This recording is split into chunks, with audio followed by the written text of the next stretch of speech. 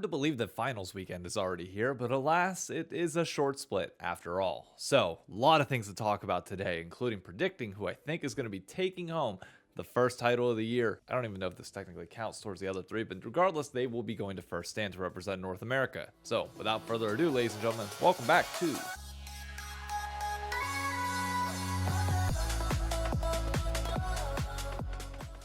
Look, there is one narrative that matters more than the rest this weekend. So we're going to start this off here. When I preview matchups later, it will allow me to not have to talk about Cloud9 being the Trojan horse of this league right now. And I think honestly the most apt comparison that we can make for this C9 squad is actually a previous iteration. So I want to compare 2025 lock-in Cloud9 to 2020 spring Cloud9, which yes, I know the duration of these splits are drastically different, but it seems like the perceived power level between the two is very similar. Starting off with the regular season from 2020, C9 went 19-1 in best of ones, which is an insane feat. Best of ones are more volatile than best of threes. You are likely to drop games. The fact that they went 19-1 was simply astounding. I think it might be one of, if not the greatest regular season performances that we've seen in a bit, especially when TL, it's not like they were I mean, I know they ended up underperforming, but they were still coming off of their 4 back-to-back titles. C9 was genuinely that good. The Niski Blabber combination, one of the best that I think we've seen in terms of a mid-jungle duo on a domestic level ever in this league. You compare that to the regular season that C9 had here, only 7 games unfortunately, but 6-1, notably dropping only a single game, similar to what C9 did back in 2020. But obviously the number of games comparing those two becomes kind of irrelevant. What I do want to look at is the playoff run, where 2020 spring C9 went 9-1 in their playoff run, dropping only a single game in the upper bracket finals to Evil Geniuses. You compare that to current Cloud9, they are currently 6-0 and have not dropped a game.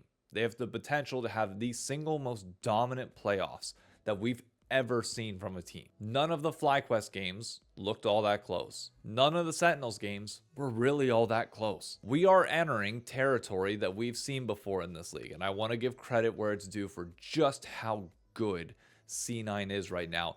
Even if obviously we are wanting other teams to step up and possibly challenge them, this could possibly be history in the making in terms of the undefeated playoff run. Now, I gave APA and a lot of the players some love in a video that I recorded when we were having our blizzard here in New York, which, fun fact, when you're watching this video, we might be getting more snow somehow. I don't know how it keeps hitting us over and over again. But there were a lot of comments crying out about how Dom deserves more love on this team, to which I would say, one, you must not have seen any of the other videos where I've talked about this and alluded to it several different times and given both him and an arrow credit, but I think it's worth reiterating here. I will give some of the comments to this, but just know, like, please pay attention to the other stuff before you say, where's it at? It's like, it's been here, relax. I'm willing to go on a limb and say that C9 might be one of the best drafting teams, easily the best drafting team in all the West, maybe up there internationally as well. And we will see as time goes on how that evolves, obviously, because the skill discrepancy does play a part in that. But like from a draft philosophy point of view, I'm not looking at any of these drafts that C9 have had in recent weeks and being like, yeah, any of them are bad. Like there's not a glaring weakness that I've seen in any of these. There's a clear win condition. They played them well. And Dom deserves a lot of credit for that. I mean, draft is one of the things that he would harp on consistently during his coach streams, and him having a direct influence there and being able to pick from their pool of champions that they constantly reference. It was actually noted whenever Sentinels accidentally locked in Vayne that Dom was like flipping through being like, do we have a champion that can counter this? Whatever style that they're using with that pool of champions is working. Whether that's the meta fitting their champions very well, or they're actually practicing enough champions to be diverse enough that they can just constantly come out on top in draft, it's impressive. They are the clear best team in the region for a reason. The players are leveling up how you need them to. The coaching staff is doing exactly what they need to as well. And they are clear and heavy favorites coming into this weekend. It would be a 2023 level upset if they somehow get knocked out and lose to anybody. Like, I don't care how much TL or Lion levels up. Like, the expectation is still for C9 to no less than 3-1 this series. But that doesn't mean that we still don't have a fun weekend of League of Legends ahead. But I want to talk about some of the other headlines that we got at the moment. First, I want to give a massive shout out to the LCS report crew. They did that or this, which was like a play on this or that from Kobe and Jat. In a world where we've seen the LCS broadcast cut back on a lot of content, they saw success with that, and now conveniently this week, this or that did make a comeback, which is odd because like this is one of those things where because it came back so late in the season, you would assume that you would have done this from the beginning if this was part of your content plan. They clearly saw the success and the happiness around what was happening over on the LCS report and brought it to the main broadcast. So I just want to make sure Cloud9 and Martin get their credit where it's due. You're seeing a lot of creators step up and fill some of the gaps that the Riot broadcast was slacking on for a bit, and I hope that we continue to do that. But when I refreshed my feed and saw this video pop up, the first thing that came into my head is like, oh, this is what it feels like for these like micro app developers to be working on something and Apple just announce like a basic feature in their product that does the same thing that the app does, and it just wipes out like an entire company. And I'm just like, okay, obviously this doesn't wipe out the LCS report, to be very clear, but it does wipe out like what was becoming a staple of their content, which even if obviously it's not an original idea, that's not the point of all this. It's just saying like they help pick up the slack whenever everybody else is dropping the ball in certain areas. But I'm happy that this or that is back. The weekday content that comes out, like these 10-minute videos that help bridge the gap for people, tell some interesting storylines, get the conversation going, and just keep people engaged throughout the week is nice. The next thing that I want back, primetime league. I really think that's needed in a world where we're having more international competitions than ever. But I'll let Riot figure that one out. That ain't not my problem. And the final thing before we get into fantasy this week is a similar topic. In a video this morning, I mentioned how I had Polymarket reach out to me asking if I wanted to do some UGC content for them, which basically means that like I as a creator make content and put it on their site. I said no. For those of you that don't know the difference between sports betting and Polymarket basically allows you to bet on literally anything in life. And if you have insider information, like you can just make a ton of money off of it. It's sketchy to say the least. Same thing with Kalshi. But the reason why this is relevant is because the topic of sports betting came up recently. As Sheep mentioned that apparently Korea is looking into trying to get this standardized in some way, shape, or form. We know sponsorships are going to start coming at some point as if the viewership and money continues to be what it is here in North America. So I want to get all of your opinions because I know it ranges drastically. I've taken a gambling sponsor in the past. I did something with Prize Picks back in like 2021 on TikTok only. The only way you got paid was based on every user that signed up using your code. You would get a percentage of that. And I don't think that model works nowadays because so many people are ingrained in sports betting. So I guess it would have to be like a deposit match or something. I don't know how sports gambling does their sponsorships nowadays. But I want to know your all thoughts on where you think this is going to go because it's coming. It's just a matter of how. I saw a comment in that video that said that it should be limited to tier 1 only, and I think I agree with that because the money that is absent in tier 2 is going to cause problems with sports gambling. You're going to see people throwing games for cash. Like, oh God, it's going to be bad if it's in tier 2. But if you limit it to tier 1, then I think it's entirely fine. As an adult that has money, that drinks and such, like I'm not going to sit here and tell you, oh, sports gambling is bad. No, I do it myself. I bet on horse racing for the Kentucky Derby. Like it's a normal part of my life. I grew up in a family that casually sports bet is just a way to have fun with it. You never spent more money than you didn't have the ability to lose in the first place. So my perspective on it is coming from that. But I'm curious to know if that's a majority opinion or if people are going to be upset when that eventually hits low esports and how it will change your perspective on certain teams, the league, if they took a league-wide sponsorship.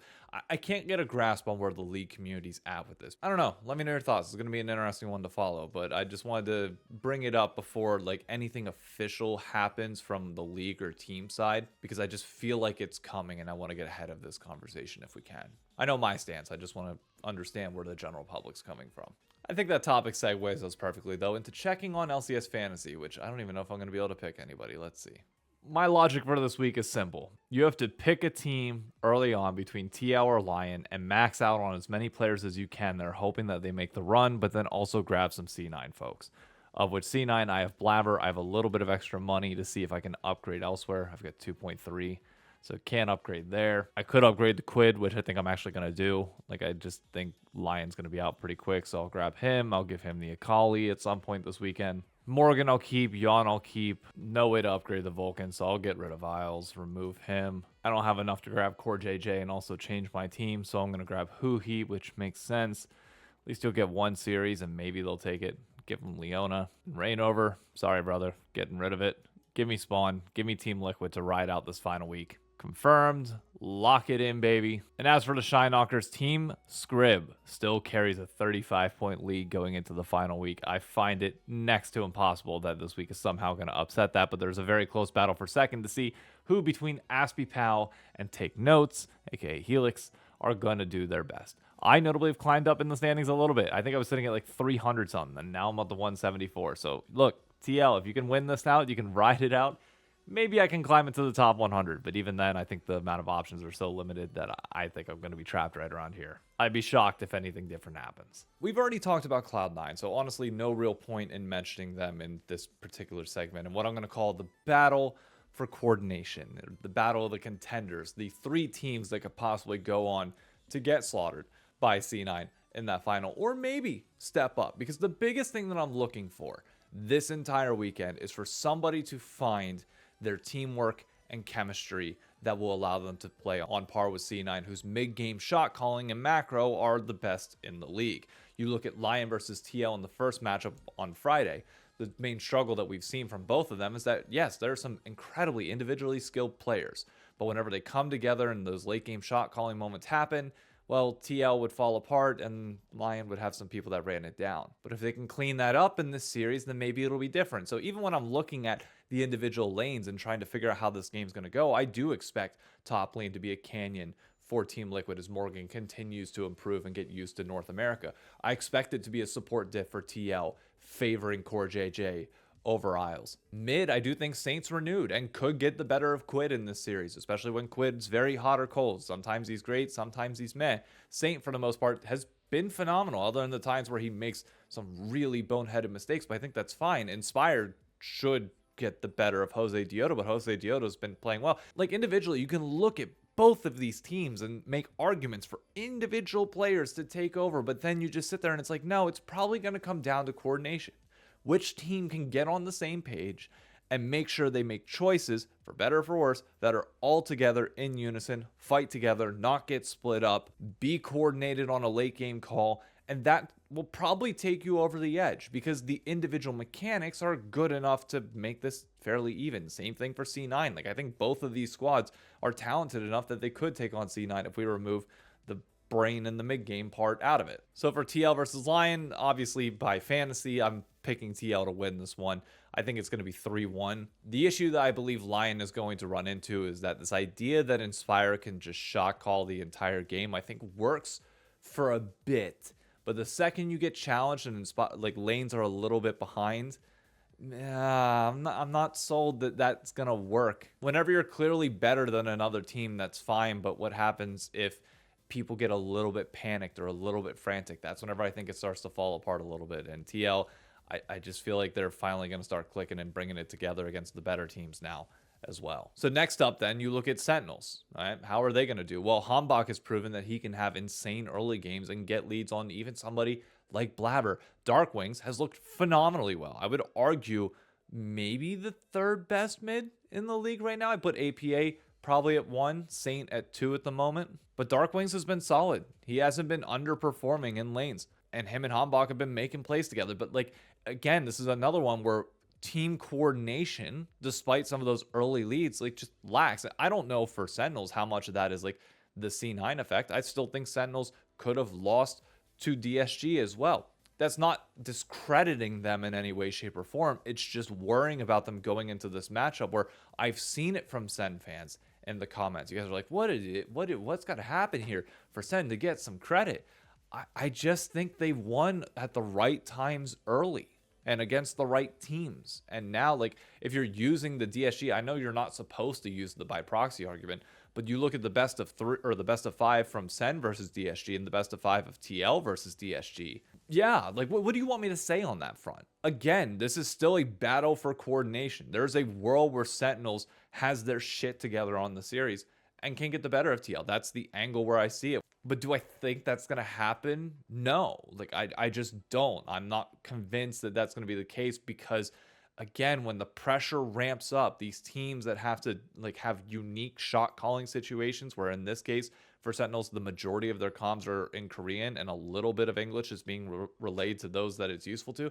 No, I don't think that's going to work out long term. I think it will eventually be a problem, especially as issues arise later on, but obviously against weaker opponents, you can get away with it. Now's the time where that typically gets exposed. But again, I will just say, even though I'm favoring Team Liquid to come out of the battle of these three for coordination, any of them could show up on the day or on the weekend and find that same level, and then go into C9 and hopefully provide a little bit of a challenge to them. But without a doubt, C9's the big dogs on the block right now. And the odds-on favorite outcome right now is that C9 probably doesn't drop a game.